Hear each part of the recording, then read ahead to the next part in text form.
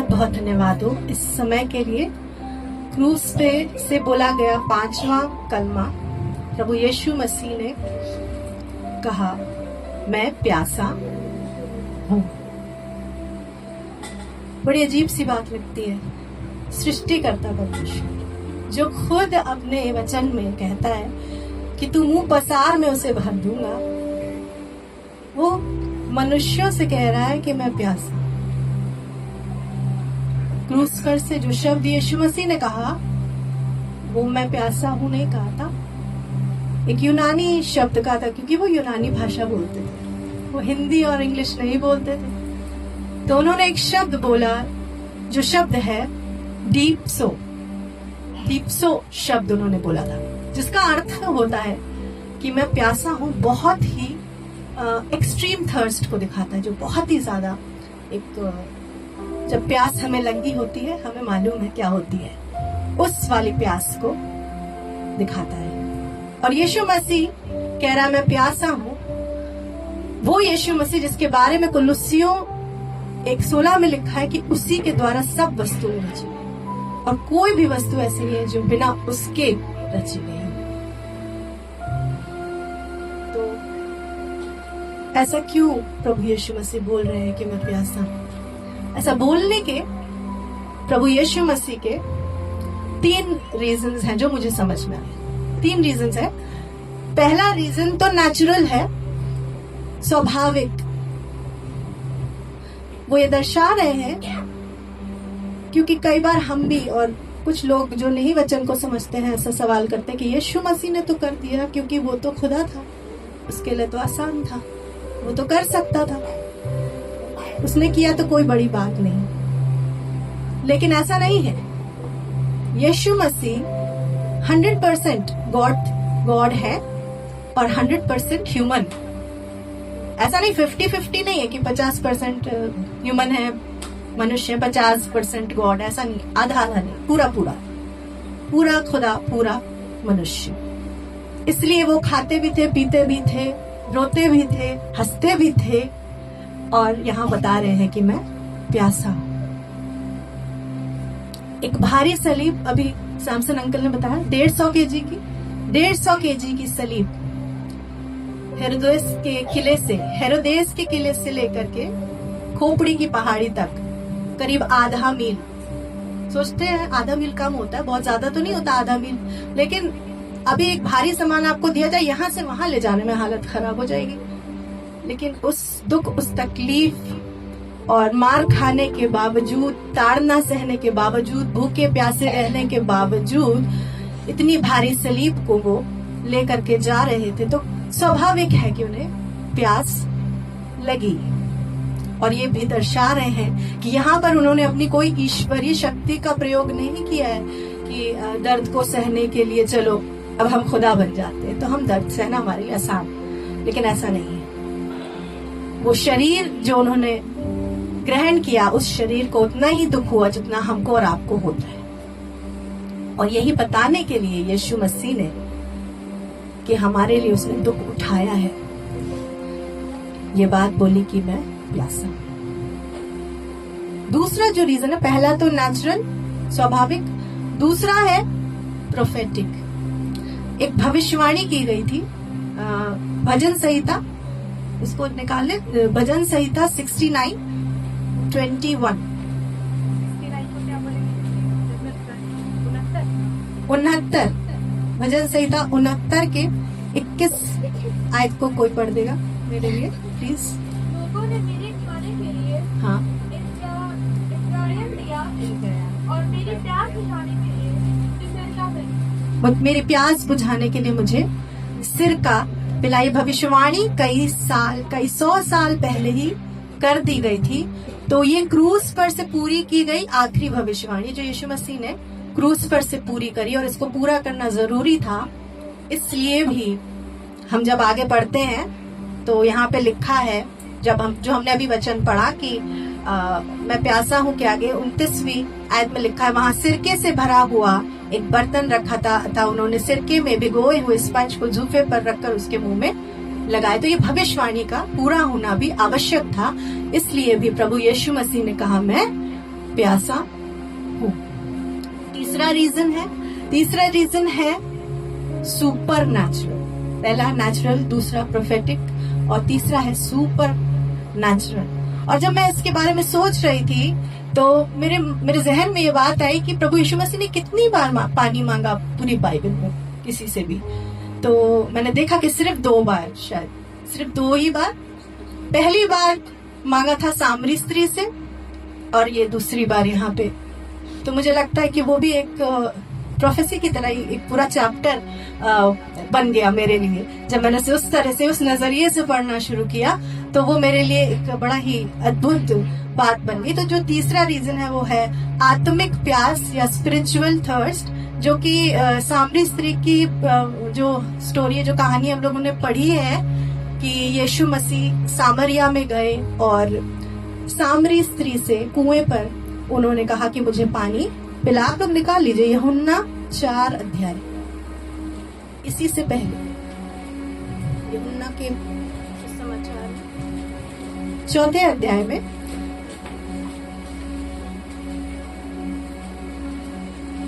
चौथे अध्याय के 7वें पद में लिखा है ना, इतने में एक सामरी स्त्री जल भरने आई, यीशु ने उससे कहा मुझे पानी पिला। और यहाँ पर भी यीशु मसीह कह रहे हैं मैं प्यासा हूं। तो पहली मैं कुछ चीजों पे आज फोकस करना चाहती हूँ। ये 3rd पॉइंट पे ज्यादा फोकस करना चाहती हूँ कि वो क्या बातें हैं जिनके लिए यीशु मसीह प्यासा है। वो कौन सी ऐसी बातें हैं, आत्मिक बातें हैं जिनके लिए यीशु मसीह प्यासा है। तो पहला पॉइंट जो वो है,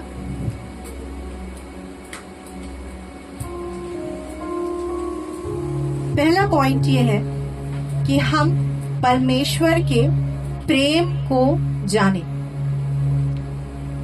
जैसे यीशु मसीह सामरी स्त्री के पास गया, वैसे ही परमेश्वर ने यीशु मसीह को हमारे पास भेजा। और इसके बाद जब मैंने यूहन्ना 3:16 पे थोड़ा सा ध्यान किया कि परमेश्वर ने जगत से ऐसा प्रेम किया, तो पहली चीज तो प्रेम ही है।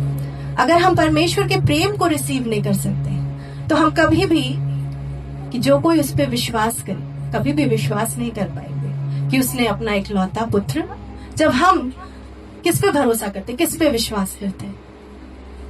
जो हमसे प्रेम करता है, हमें मालूम है कि वो हमसे प्रेम करता है, वो मुझे कभी धोखा नहीं देगा। लेकिन अगर हमें प्रेम ही के बारे में नहीं पता है कि वो हमसे प्रेम करता है या नहीं करता, तो हम क्या ही विश्वास कर पाएंगे कि वो जो कह रहा है या जो लिखा है बाइबल में वो सच है या नहीं है। तो पहली चीज तो प्रेम को रिसीव करना। तो प्रभु यीशु मसीह इस चीज के लिए प्यासे हैं कि पूरी मानव जाति किस प्रकार से परमेश्वर ने जगत से ऐसा प्रेम किया कि उसने अपना इकलौता पुत्र दे दिया, ताकि जो कोई उस पर विश्वास करे वो नाश ना हो परंतु अनंत जीवन पाए। तो पहली चीज है प्रेम, दूसरा है विश्वास, और तब तीसरे नंबर पे आता है अनंत जीवन। तो सबसे पहला जो है वो है प्रेम। और हम ये जाने कि उस क्रूस पर कीलों ने यीशु मसीह को टांग नहीं रखा था, वो हमारा प्रेम था। हमारे लिए उसका जो प्रेम था उसने उसे वहां टांग रखा था। हालेलुया। दूसरा, जब हम आगे बढ़ते हैं तो 16 आयत में लिखा है, 4 के 16 में, यीशु ने उससे कहा जा अपने पति को यहाँ बुला। स्त्री ने उत्तर दिया मैं बिना पति की हूँ। यीशु ने उससे कहा तू ठीक कहती है, मैं बिना पति की हूँ, क्योंकि तू 5 पति कर चुकी है और जिसके पास तू अब है वो भी तेरा पति नहीं। ये तूने सच ही कहा है। स्त्री ने उससे कहा हे प्रभु, मुझे लगता है कि तू भविष्यद्वक्ता है। तो दूसरा जो पॉइंट है जिस चीज के लिए प्रभु यीशु मसीह प्यासे है वो है आशा देने के लिए। ये स्त्री जो है जिसके बारे में हम लोग पढ़ रहे हैं, जिससे यीशु मसीह बात कर रहे हैं, पानी मांग रहे हैं, वो अपने जीवन में निराश हो चुकी थी।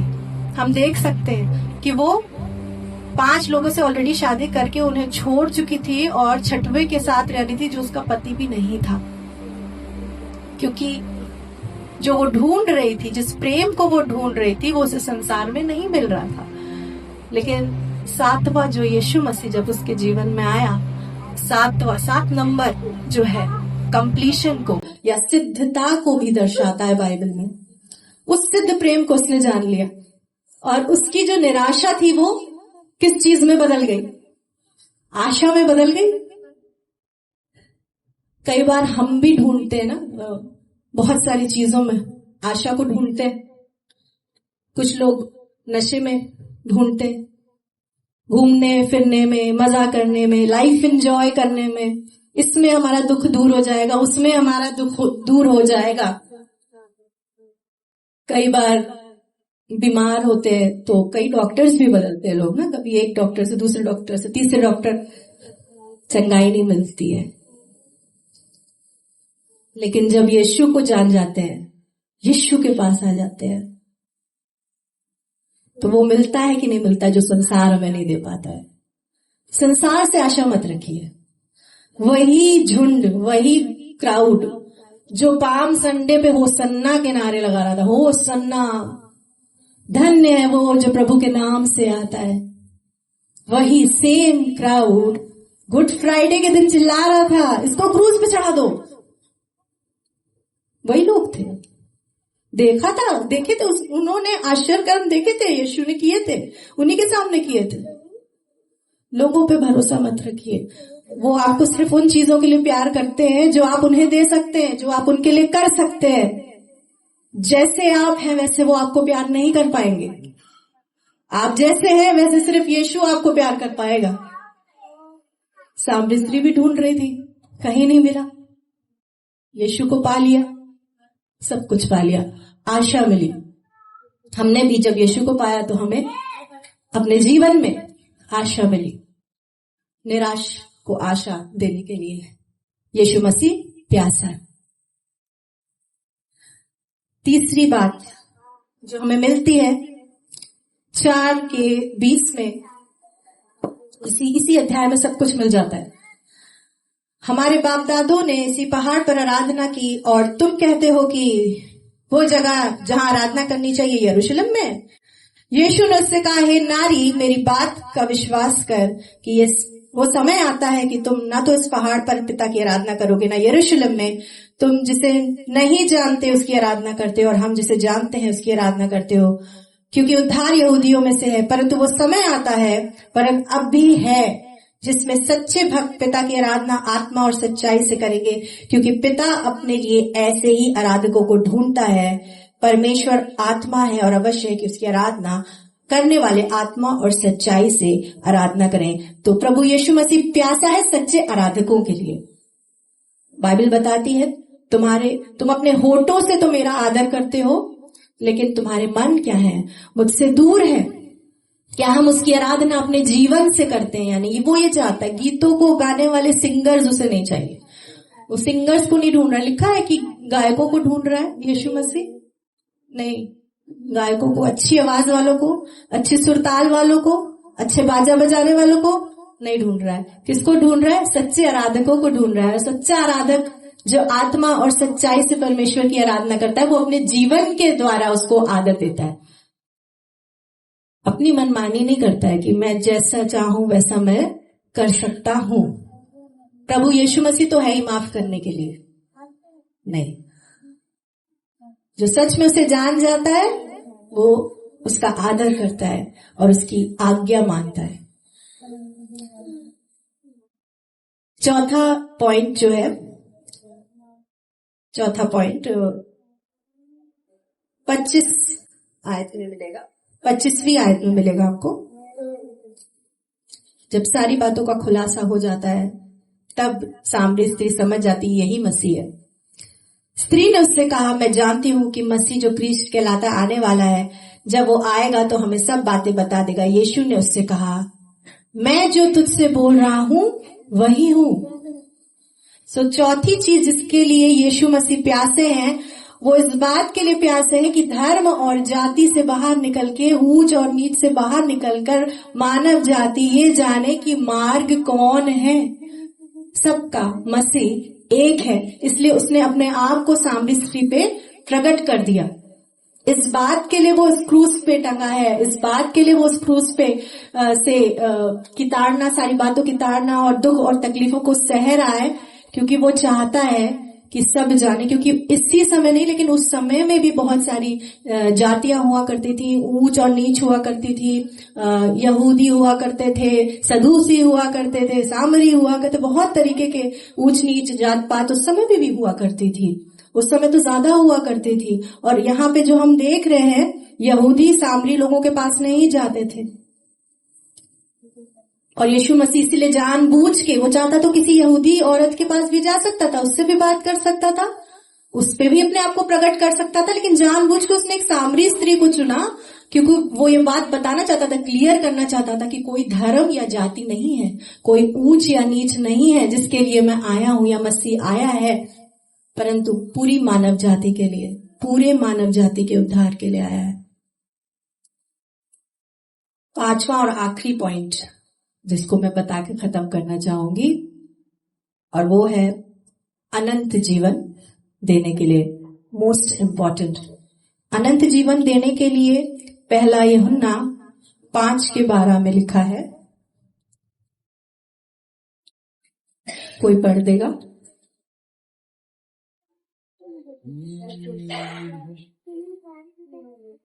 जिसके पास पुत्र है उसके पास जीवन है। हाँ, और जिसके पास परमेश्वर का पुत्र नहीं उसके पास जीवन नहीं। क्या लिखा है? जिसके पास पुत्र है उसके पास जीवन है।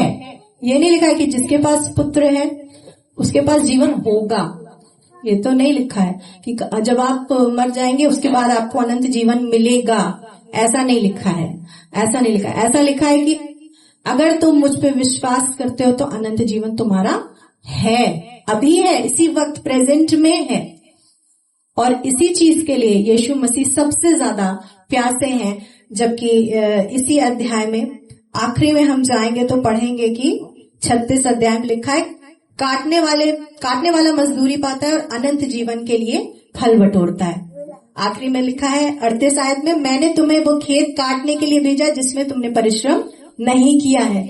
परिश्रम हमें नहीं करना है। परिश्रम, बलिदान, कुछ भी प्रायश्चित, कैसी भी रीति रिवाज, कुछ भी हमें नहीं करना है। जो कुछ भी करना था वो यीशु मसीह ने कर दिया। अब उद्धार के लिए हमें कुछ नहीं करना है।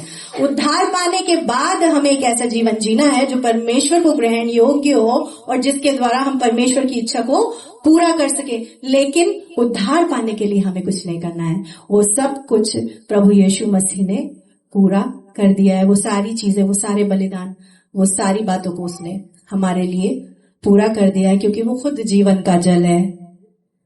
वो क्या हमसे पानी मांगेगा? वो तो जीवन का जल है।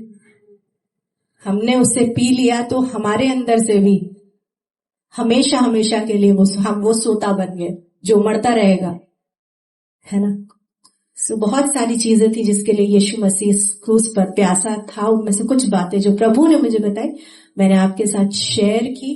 मुझे आशीष मिली। आई होप आप लोगों को भी आशीष मिली होगी। आप सबको को जय मसीह। जय मसीह।